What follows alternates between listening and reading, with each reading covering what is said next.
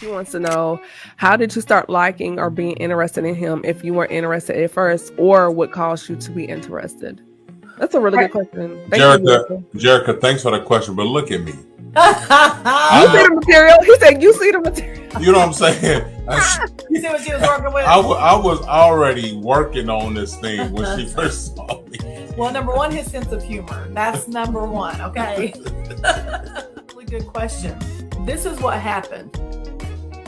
Initially, we were friends, and the same humor that he has right now, he had that. That was super attractive to me, but I still wasn't looking at that romantically. Like, we were friends, but our pastor at the time, we were doing things in the community, and he asked Lawrence to work with this particular group, and he asked me to work with this group. I think that was a setup. I think it was a setup. I don't think that was his intention, but I do believe it was God's plan, because what happened was, the more we got to know each other and the more I saw his heart for the community, for our pastor, for our church, I was like, wait a minute.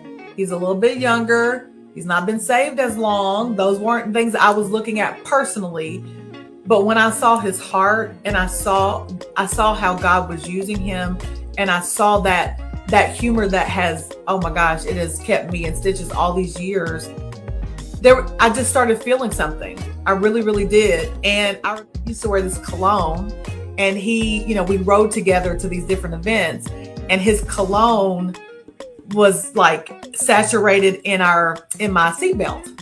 And I got in the seatbelt and I smelled it. I was like, wait a minute, what is going on here? Strategic. I'm telling you. Strategic. Listen. He was like this. I put weight. Like, I was like.